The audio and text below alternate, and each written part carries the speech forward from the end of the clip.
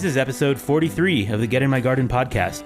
I'm your host, Aaron Moskowitz, and today we have a very special guest. He is a speaker, writer, entrepreneur, citizen scientist, mycologist, and so much more. William Padilla-Brown. He is a contributing editor for Fungi Magazine, and today we discuss his work with algae and the 5 algae species that are most promising for cultivation and economic feasibility. William talks about algae and fungi as the premier organisms for ecosystem restoration and their relationship to each other. Current algae research for algoremediation potential in wastewater and usage in various agricultural systems. Then we talk about how many people are now creating new micro-industries, self-educating and contributing to a much brighter future that includes natural farming methods paired with creative use of technology. Finally, we talk about William's various projects and businesses and some details about DNA sequencing research he is involved in to identify new mushroom species and species-specific unique compounds with medical discovery potential. Subscribe and leave positive reviews on iTunes or wherever you listen from, and follow my adventures on Instagram at Get In My Garden, where I am actively posting content related to the podcast episodes. Visit getinmygarden.com and join the email list I've just started. Over the next few months, I will be offering amazing extra content and supplemental materials there, and I promise it'll be worth it for you. I do a lot of different talks all around the country whenever I do speak. I have done the Fungal Fortune talk in a couple different states and cities around the country so far. Well, you got my attention. First, I noticed you online, many months ago, I think. You had some videos about what you were working on with algae, and then you mentioned it very briefly in your presentation. Yeah, I've been working with algae since 2015, working with growing different varieties, different species. Mostly the top 5 that we believe to be the most beneficial species of algae to be working with, easiest to get started working with. So we're talking about spirulina, that's the Arthrospira genus, Chlorella vulgaris, Haematococcus pluvalis, Nanochloropsis gaditana. Those are the main species that I've worked with, and some that show the most potential for individuals getting into this as a business. So we see a lot of biotech companies working with these species, a lot of supplement companies working with these species. Currently, I'm just cultivating spirulina in hopes to be the first to bring it to market in central Pennsylvania as a fresh product. Oh, wow. So what would that look like? I do, first of all, love the fact that you're doing all these things, but you are focusing on the business side of it. That's so great. There's a lot of people that go into these things and they don't really think about that. So yeah, I think it's important. I do want to do a lot of research and I do want to play around with all these different algae strains, but in order for that to make sense, it has to be economically feasible. So I have to be able to afford to buy the cultures. I have to be able to afford to do the experiments, so on and so forth. And what would your product look like as far as bringing a fresh one to market? Is that something you'd sell at the farmer's market, and would it be in a liquid form? I'd be selling it in a fresh pressed form. So I'd harvest it from the culture tanks and then I'd press all of the water from it. So it kind of turns into this like goo, soft cheese, tofu type consistency. That's so wild. That's definitely something I've never seen out there. That's cool. But as far as like, you said something, I don't remember exactly how you said it, but the oldest single-celled organism is algae and then fungi. I know what you're referring to. Yeah. For years, I've been telling people that algae and fungi are the alpha and omega of biology. Algae being the first photosynthesizing organism, and I'm talking cyanobacteria, which is classified as algae at this point. And fungi being the first like large-scale decomposer. Prior to both fungi and algae, there was bacteria and things of that nature processing inorganic compounds. But algae and fungi just came up as the premier organisms for ecosystem creation and ecosystem restoration. So with every single major mass extinction, algae and fungi coming together and recreating these ecosystems. They've survived every single mass extinction, and they're some of the only organisms that we've seen growing in space. So we have algae and fungi growing together as lichens, and algae and fungi growing individually outside of the space station and on asteroids and things like that we see flying through space. But we've seen Earth-originated algae and fungi growing in space in orbit on materials. So I think that's incredible, and that says a lot. I think any pioneer species or any truly adapted, like a species that's going to survive is going to be spacefaring species, and we are dealing with species that can exist in space without suits, without Earth-like environments. So that's something that's truly incredible. No kidding. Wow. and probably going to be critical if we're going to be taking ourselves to other planets. 100%. I mean, if we think that we can just do that on our own, we're extremely mistaken. We have to be working with algae, fungi, bacteria, insects. You know, if we're going to create ecosystems that are capable of providing us with what we need to be working with all of these organisms and working with the most resilient species in these groups. And now, can you speak a little bit to as far as the remediation side of things? Because I know for sure, and also fuel, because a lot of people talk about like mycoremediation right now, but I also know that algae remediates things. Do you know anything about that? Yes. I've had a fair amount of conversations with my friend Matthew Huber. He runs algae research and supply out of Carlsbad, California. Mm-hmm. And he's actually done some algal remediation projects. So we've discussed utilizing algae for remediation of human wastes. So we're talking like wastewater treatment facilities. This water is just loaded with nutrients. And oftentimes we are seeing individual boroughs, municipalities, townships, cities that are discreetly putting this human waste effluent into local bodies of water under the radar. Mm-hmm. And all of these nutrients that are washing away from agricultural land in combination with that are causing toxic algal blooms. So when we think about these toxic algal blooms, all they're really doing is taking care of the nutrients that have been added into the water. They're eating the nutrients that have been added into the water. But we're dealing with species that aren't so beneficial, species that are overcrowding the water and causing fish to suffocate. And we're dealing with species that make it unpleasurable for us to get in the water and could potentially make us sick. So why not work with more beneficial species before these nutrients end up getting into these water sources? I mean, and then on top of that, we also have cities with these combined sewage overflows. So anytime that it starts to rain too much, the human waste in the sewer gets combined with the rainwater, and then that goes into local bodies of water. So there has to be points of collection or retention for things like the combined sewage overflow and for the agricultural runoff. For the actual wastewater treatment facilities, we could be installing large scale or medium-sized scale algae runway ponds and things of this nature to remediate some of the nutrients that are in the wastewater, and then utilize that biomass that was created from this wastewater as organic nutrient amendment for agricultural systems and things of this nature. That makes a lot of sense. Yeah. And I mean, obviously, like sewage without being treated with algae could still in some way go into agricultural fertilizer, but algae would speed that all up, wouldn't it? Algae would speed that up. It has the potential to remove some of these unwanted nutrients. And then it also just seems a little bit more clean, I guess. I don't know the word that I'm looking for, but yeah, and we also have more carbon capture. We have this algae that is capturing atmospheric CO2 in the process of cleaning out this wastewater.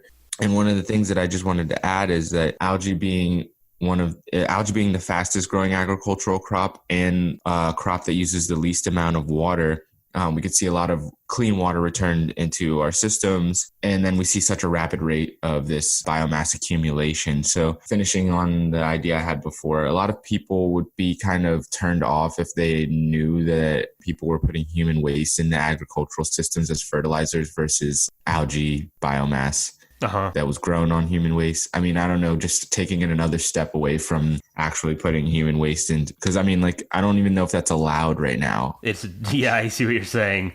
Yeah, so that would definitely, at least for PR, that would help a lot. Yeah, I mean, and then if we do figure out some method of retention for agricultural runoff so that we're not getting these toxic algal blooms, that algae that's grown on that runoff could potentially be utilized for cattle feed, which I think that there's a big promising future as far as algae and seaweed goes for cattle feed. There's been a lot of research done that shows cattle that have been fed seaweed and algae-based products have a significant reduction of methane production, which, I mean, there's a lot of debate going around right now because it seems silly when people say that cow farts are like contributing so much to global warming. People don't want to believe it, especially people that are enjoying their Five Guys burgers and, you know, eating their ribs and all these kinds of things, don't want to believe it. And it seems silly when people say cow farts. I mean, like, They're like, oh, cow farts are ruining the environment, da da da da da. Well, it is a real thing. Cattle produce a lot of methane, and methane is more serious of a greenhouse gas than CO2 is. So with that research, with the algae and the seaweed being fed to the cattle, I think that there is a lot of potential for producing algae and farming seaweed, which is also algae, for cattle consumption to reduce methane. So I think there is a bright future for that moving forward. That's really smart. And also from a non-environmental standpoint, even probably feeding them algae, which is super high in protein and much closer to grass, which they're naturally supposed to be eating and they're not eating, it's probably much healthier for them. Oh yeah. Yeah. I mean, I feel bad for the cattle on the planet right now. It's horrible. They're eating things that they're not supposed to eat at all. There are so many animals that just like slave their lives away to produce these products that make our lives comfortable, like all of our milks and our yogurts and all of the meats and things that we eat. Yeah. I mean, and I eat meat and I use animal products, but like living in Pennsylvania, it's way easier to get access to animal products that I know are ethically raised. For sure. Well, yeah, and in New Mexico, it's definitely, there's a ranching culture. And I grew up in Seattle and I spent my time as a vegan and all that, but now I'm a complete like meat eater. And I actually think that grazing animals have a part in everything. But I mean, I do think about that, and particularly how horrible the conventional stuff is. It's just so unethical. And it's so far off from what is natural. I mean, like, I do have this debate a lot of times with people that say like everything that humans are doing is so unnatural and so on and so forth, when I believe that inherently what we're doing is natural, being an organism that came from nature. I mean, our brains were evolved from nature. All of our technology comes from nature. I think that's a cool way to think of it. I agree with that. Yeah. And I'm a futurist for sure. Yeah, 100%. Like I'm a futurist. I believe that there is a positive future. I believe that we're working towards a positive future, as in traveling for the past 4 years and seeing so many people doing so many good things gives me a lot of hope for a more positive future. We are creating a new story, especially in North America. The way that we are keeping our grazing animals is kind of far off from what was natural. So, I mean, like, I'm sure you've heard the stories of the Europeans killing off the bison, which was the premier grazing animal in North America, to destroy the native food stock. But people, I see a lot of these things where like the more counterculture hippie type millennials are like, turn North America into a forest again and da-da-da-da. But North America was never a giant forest. Right. It was mostly plain lands that were grazed by bison. And that's such a more efficient way of carbon storage. Like, exactly. Perennial grasses, like, the roots go down 20 feet. And then the bison just come through and cycle that and cycle that and cycle that. Trees can't capture carbon in the efficacy that grazing animals on plain lands do. So, I mean, like, and I could only people could imagine the quality of the meat that those bison were producing, the quality of the milk that those bison were producing. Like, it's probably like alien to us and what we have available to us now. That's got to be true. Well, as far as, what I run into a lot of the time when I talk with people, I try not to take a political stance or too much of a strong ecological stance, because everybody who listens already knows a lot of that. But as far as the one thing that I try to focus on is the positive of what is, like the technologies and things, because a lot of the environmental movement, I feel, they're very fatalistic. Mm-hmm. And it's our generation that will have to save the day. And I mean, we have no options besides using technology. And that's a good thing, in my opinion. And I do view that as an extension of nature, because we're the intelligent beings of nature. Yeah. I think of humans as like the ultimate scientific tool, the ultimate natural scientific tool. And I believe that inherently we create tools. I mean, that's one of the things that makes us human. And I believe that these tools have both positive and negative potentials. I mean, just like anything, we live in this dualistic reality. Anything could be positive or negative. And I believe so many people are just focused on the negative of technology. I mean, like, there's so many people that have this incredible tool in their hand every day, this cell phone, that has access to like all of this information. And what do they do with it? They just look at Instagram and YouTube and Facebook and consume. So true. Like, so many people, I mean, I've lived in like many different countries growing up. Like, I've lived in England, I've lived in Mexico, I've lived in Asia and Taiwan. And in all of these countries, people are programmed as consumers. People consume culture, people consume products, consume all of these things. And there's so many other ways that we can be utilizing these things. Like, I love creators. Like, I love people that create art. I love people that create ecosystems, people that create whatever it is that they're interested in. And I personally have used the technology to my benefit, both as a consumer and as a creator. I mean, like, I tell people I graduated from YouTube University. Like, I didn't get the opportunity to go to college. I dropped out of high school, and I utilized the internet for my benefit. I mean, we have access to like literally so many historical records, so much collegiate research. And I mean, I took advantage of that and taught myself how to do pretty much everything that I do off of the internet, and then flip it to the side of being a creator, creating content, creating systems. I think it's brilliant. Art. It's awesome. You're such an early adopter, really, because it was only a few years ago that people still seem to buy into the idea that you must go to school. But now even the establishment of corporations and things like that, they're even saying, we don't care if you went to school because it's about what you know. And then all the knowledge is out there. Yeah, I mean, I think a lot of it is about comfort. I mean, especially in North America and in the United States, a lot of it is about comfort. Like, I'm going to go to school so I can have the comfort of like having a job. Doing what I do, it is uncomfortable sometimes. I don't have that security of getting the same paycheck every 2 weeks and all of these kinds of things. Like, I'm just out here like doing the work that I know that needs to be done. I find my comfort, I mean, because everybody needs that. I find my comfort in knowing that what I'm doing is ethical. I know that what I'm doing is not detrimental to the environment that I live in. It's not detrimental to the community that I live in. It's actually the opposite. Like, we're working on creating these ecologically regenerative, sustainable micro industries, these small businesses that in the act of doing business are beneficial to both their community and the ecosystem that they exist in. So that is so awesome. That's something I learned from Scott Kellogg and Stacy Pettigrew at the Radix Center in Albany, New York. Oh, cool. Probably back in 2014, 2015. But that's something that I've been pushing for since then. Well, I love what you're doing, and it's obviously paying off. I mean, what you're doing is building every single year, and it's also something that is so much more interesting than anything that you could do in like the normal economy. Mm-hmm. And there are certain people who want to learn everything, and I think that you and a lot of the listeners are that type of person, myself included. So I love it. It's awesome.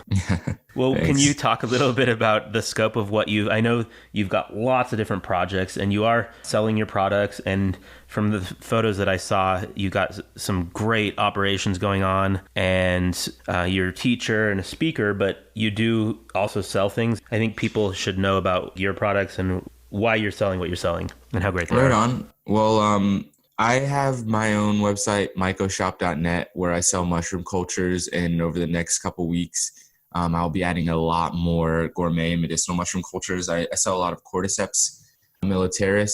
Being the first person that published any English literature on Cordyceps cultivation, I've had a lot of like eyes on me as far as Cordyceps go. So I've been selling Cordyceps militaris cultures on there for people to grow. And then you can get my ebook and learn a little bit. I am hoping to raise money to publish another ebook with updated research on cultivation. I also sell collaborative products on there. So we grow a lot of Cordyceps mushrooms. We grow a lot of other mushrooms.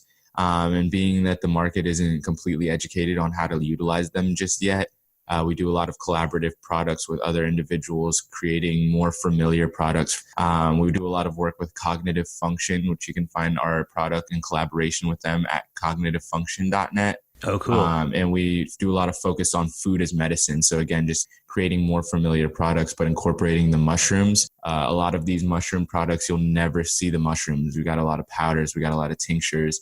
And people have this disconnect and they don't actually get to see what it is that they're consuming. So we make sure that we actually put the mushroom in the product for people to feel, for people to taste, and get introduced with. So that's pretty much, I mean, as far as the products that we go, unless you live in central Pennsylvania, where we do a lot of farmers market and sell fresh produce and fresh mushrooms. Gotcha. But yeah. Well, and then as far as that goes, I know that, well, I don't know for sure about this, but you've mentioned that you'll go out and you are foraging for different mushrooms. And then when you find them, you might take a culture from that. And does that mean that what you're producing in your lab is going to be slightly different than what people will find elsewhere? Yeah. So, I mean, there's a lot of commercial strains of mushrooms out there coming from Asia, coming from Europe, and some from the United States. I do focus a lot on native mushroom strains. So I'll forage around the Northeast and the Mid-Atlantic.